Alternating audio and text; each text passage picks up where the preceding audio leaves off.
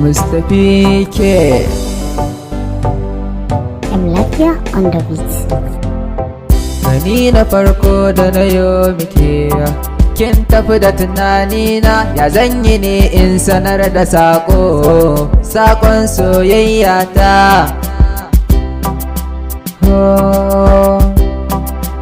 Assalamun alaiki yan mata, wasiƙa ta so na rubuta gare ki kyakkyawar yarinya, daure ki tsaya ki karanta.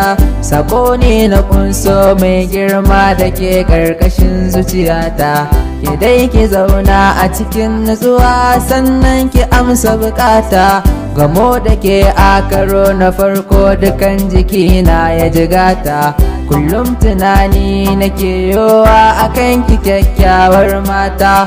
Hoton ki na ɗauka a zuciya nake gani rai ya faranta, ya zanyi in zayyano nufina har ma ki gane manufata.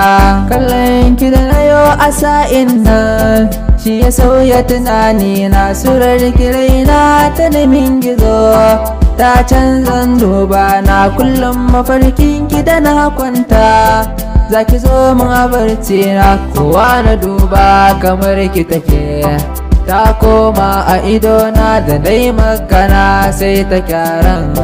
Wasu masu zagi na ni banda zance in ba na ki ba, ko cikinsa abokai na faɗi suke ni na dame su da batun ki a bar so na, amma hakan bai sa na daina zancen ki rabin raina, rabin raina.